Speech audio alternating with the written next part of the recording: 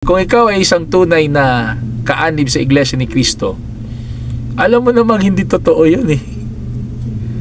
Kahit tanungin mo pa yung mga doktrinado, ang pag-anib sa Iglesia ni Cristo ay hindi ganun. Ano yun? Fraternity. Sasabihin ko sa inyo, itong mga kaanib sa Iglesia ni Cristo, naging kaanib sila sa Iglesia dahil sa mga aral ng Diyos. Itong mga vloggers, bigyan ko kayo ng idea ha, yung mga anti-INC vloggers. Bago maging opisyal na kaanib sa Iglesia ni Cristo, dumaan muna sa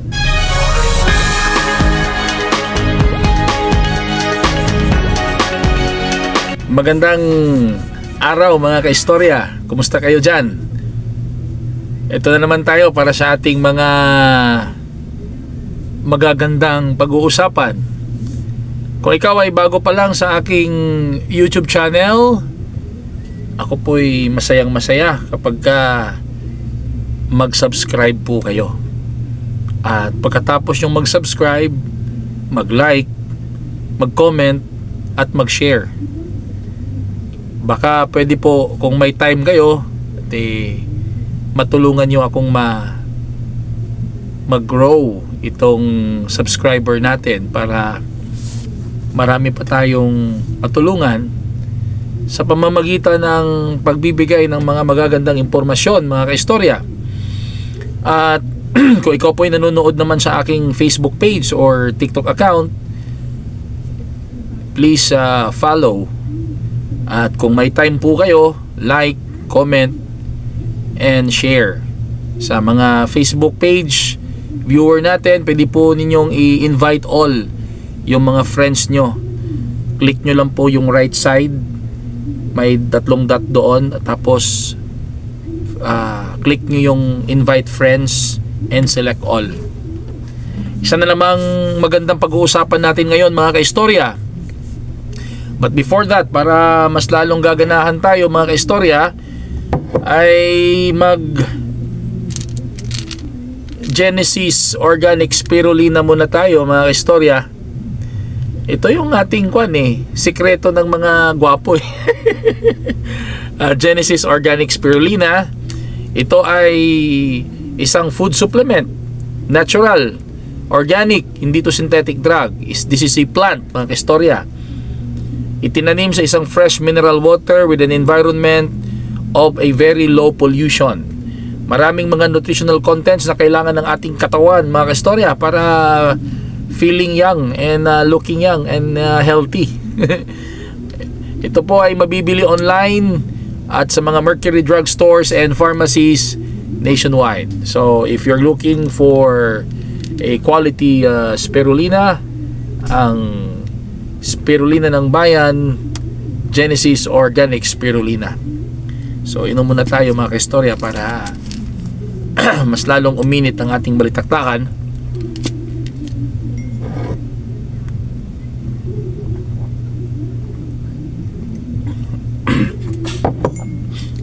Tandaan nyo po tatak Genesis Organic Spirulina. Ang daming sinasabi ng mga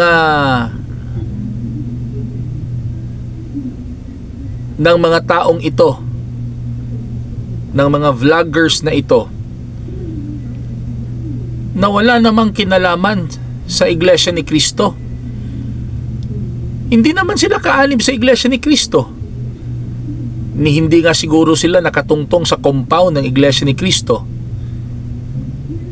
o nakapasok sa kapilya ng Iglesia ni Cristo. Hindi man lang siguro sila nakadalo sa ating mga evangelical missions o sa pamamahayag. Kaya kayong mga vloggers na maraming sinasabi sa Iglesia ni Cristo, kung ako sa inyo, para mas makilala nyo pa ang Iglesia ni Cristo, ay dumalo kayo ng pamamahayag. Dumalo kayo sa aming mga evangelical missions. Hindi yung kung magsalita kayo ay parang alam na alam at kilalang kilala nyo ang Iglesia ni Cristo. Sasabihin ko sa inyo, kahit 0% wala pa kayong alam kung ano ang Iglesia ni Cristo. Meron ngang nasabi yung isang vlogger.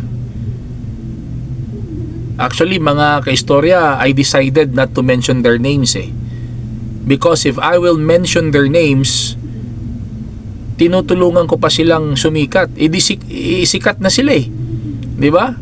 Marami silang followers and subscribers. Ba't ko sila tutulungan? Ako, ito lang ako simple lang ako Wala naman akong maraming subscribers, pero ang sa akin lang dito mga kaistorya ay makapagsabi tayo ng tama at totoo. Kaya I decided na hindi ko na i-mention yung pangalan nila. Kasi it's like I'm helping them promote their channels, page or accounts. Meron akong narinig isang vlogger nagsabi na kaya daw dumami ang mga kaanib sa Iglesia ni Cristo kasi pinapangakuan daw ng ministro o ng kapatid na kapag ka umanib ka sa Iglesia ni Cristo ay dadami daw connection mo. Kasi sa Iglesia ni Cristo daw ay mayroong mga general, may mga judge, prosecutor, abogado, mga regional directors, mga taong malalakas ang pwesto, matataas ang pwesto sa gobyerno. Kaya kapag ka umanib ka sa Iglesia ni Cristo ay dadami ang connection mo at gaganda buhay mo. Di ba nakakatawa mga kaistorya? Kung ikaw ay isang tunay na kaanib sa Iglesia ni Cristo, alam mo namang hindi totoo yun Kahit tanungin mo pa yung mga doktrinado, ang pag-alib sa Iglesia ni Cristo ay hindi ganun. Ano yun? Fraternity. Sasabihin ko sa inyo, itong mga kaanib sa Iglesia ni Cristo, naging kaanib sila sa Iglesia dahil sa mga aral ng Diyos. Itong mga vloggers, bigyan ko kayo ng idea yung mga anti-INC vloggers.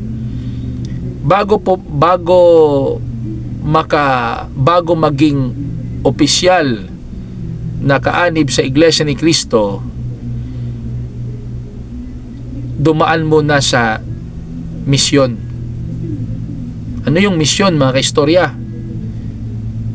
Orientation muna. Tuturuan sila ng mga basic na aral ng ating Panginoong Diyos na sinasampalatayanan sa Iglesia ni Cristo. Tapos samba mo na sila. Observe. Sumamba mo na sila. Obserbahan mo na nila yung pagsamba sa Iglesia. Makikinig sila sa mga aral ng Iglesia ni Cristo sa panahon ng pagsamba. Pagkatapos nun, agad-agad na ba silang magiging Iglesia ni Cristo? Hindi. Napakataas ng proseso sa pagiging Iglesia ni Cristo. Hindi madali. Hindi kaya madaling pumasok sa langit.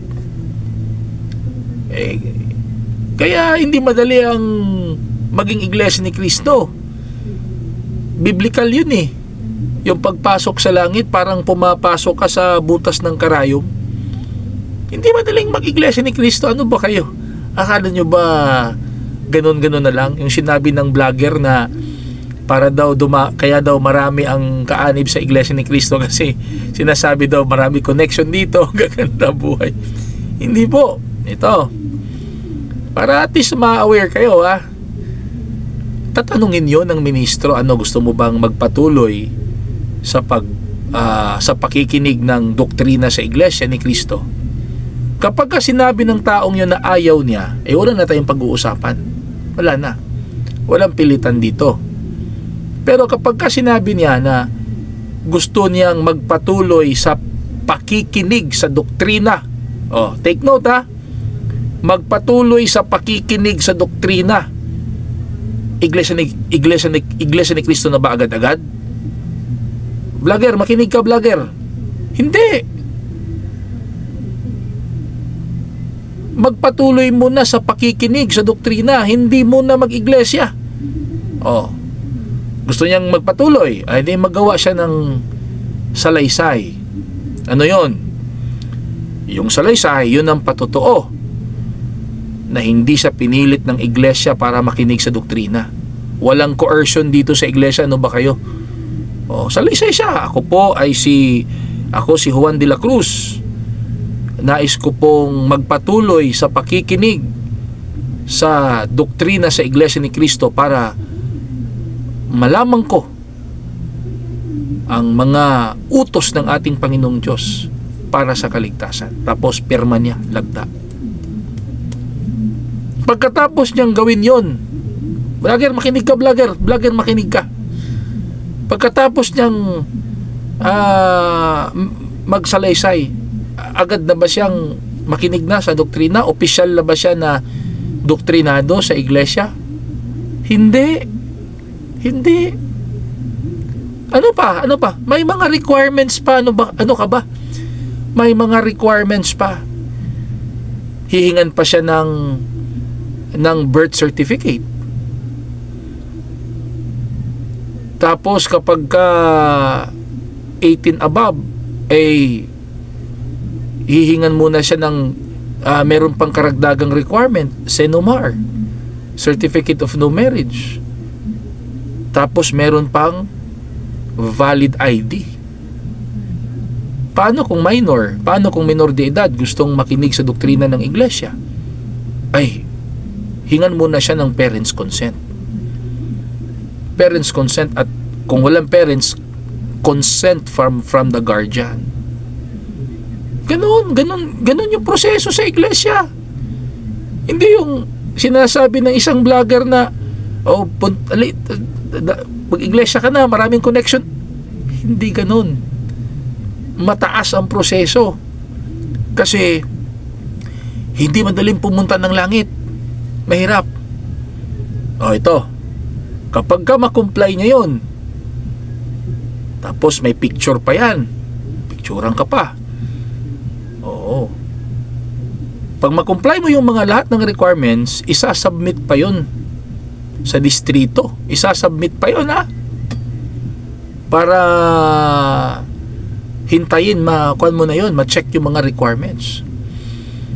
Kapag ka ma-approve na, after a couple of days, ma-approve, dahil kompleto naman ng requirements, wala namang mga legal impediments, doon na official na siya na doktrinado.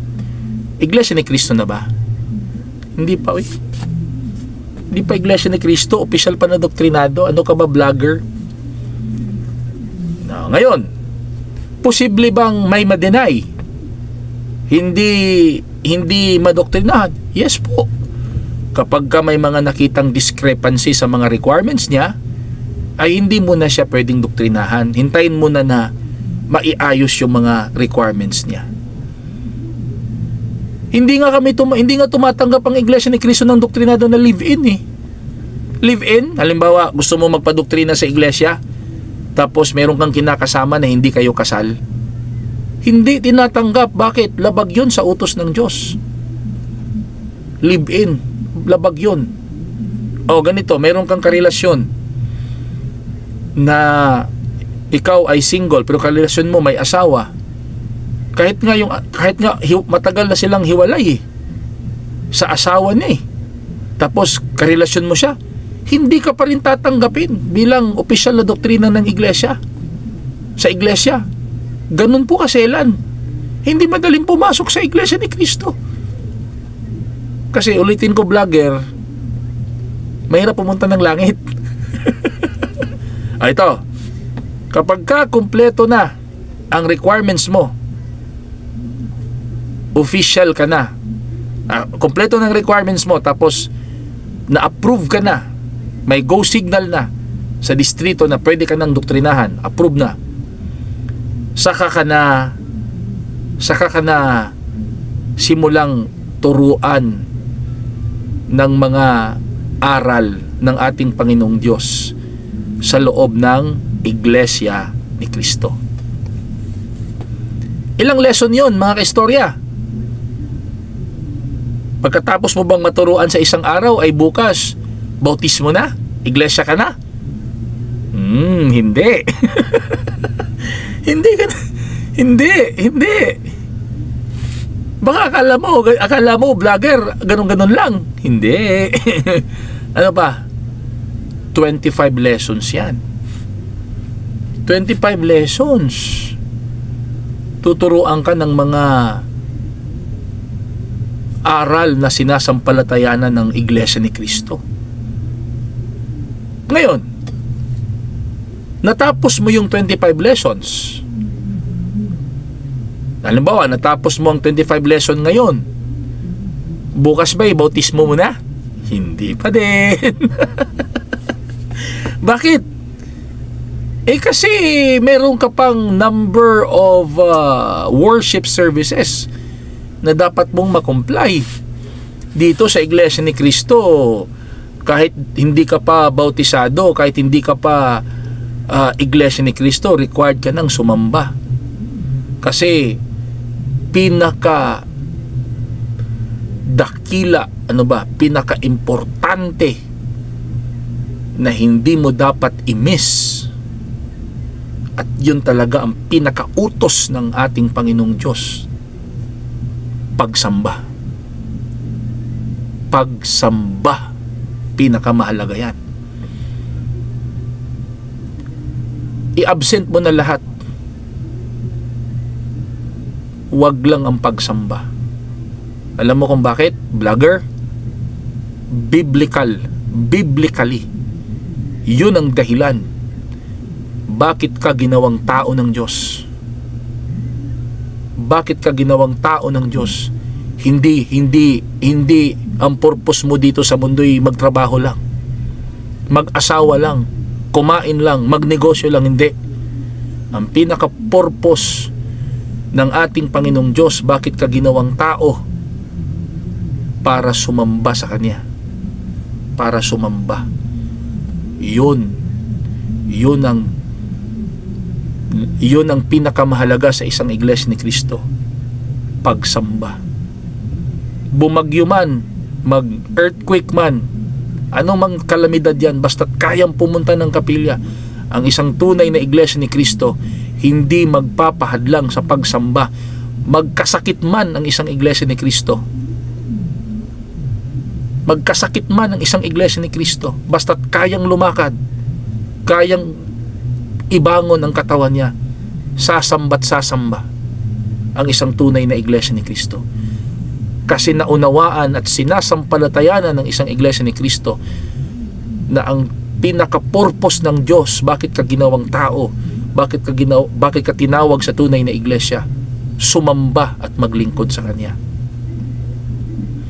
Yun ang itinuturo sa isang doktrinado. Kaya ang isang doktrinado, nakinig nga ng 25 lessons sa doktrina, pabanjing-banjing naman sa pagsamba, papetiks-petiks naman sa pagsamba, hindi pa rin siya pwedeng bautismuhan.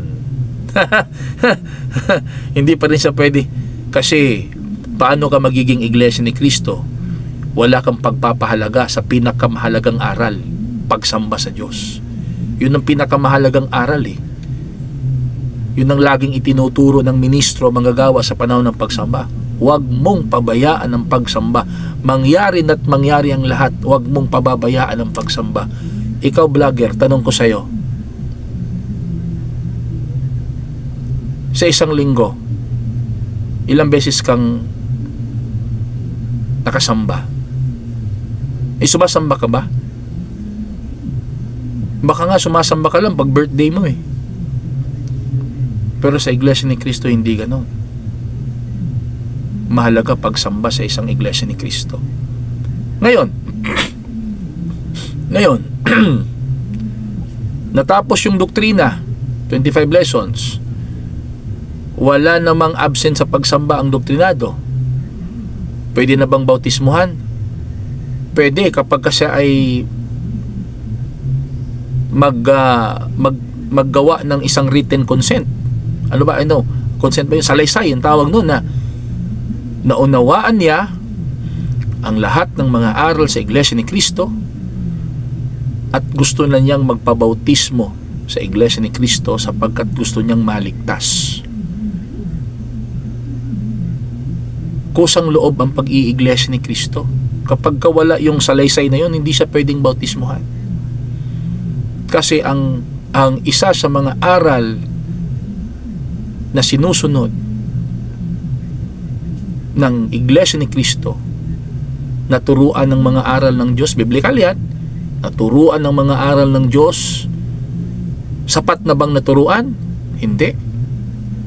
Sumampalataya sa aral na kanyang narinig. Kapag ka naturuan at sumampalataya, sa kabautismuhan. Kaya yung sinasabi mo, vlogger, na ganun-ganun na lang kami magkuha ng miyembro, mali. Mali. Gaano ba katagal? Kapag pag-uusapan natin ang timeline bago ka maging isang ganap na kaanib sa Iglesia ni Cristo, more or less nasa mga 6 months minimum na yan 6 months. Ang iba nga umaabot pa ng 1 taon bago maging isang opisyal na kaanib sa Iglesia ni Cristo. Paano ba magiging isang opisyal na kaanib sa Iglesia ni Cristo? Ikaw ay mabautismuhan. Kapag ka ikaw ay mabautismuhan sa loob ng Iglesia ni Cristo, congratulations. Kabilang ka na sa tunay na bayan ng Diyos. Kaya ikaw, vlogger, kung ako sa iyo, magpadoktrina ka sa iglesia. Magpadoktrina ka para ma-experience mo talaga. Para ma-prove mo talaga kung totoo ba yung sinasabi mo na ang pag-recruit sa iglesia ay ganon. Hindi. Hindi ganon. Kaya, vlogger, subaybayan mo itong content ko kasi i-orient kita i-orient kita kung ano ang Iglesia ni Cristo.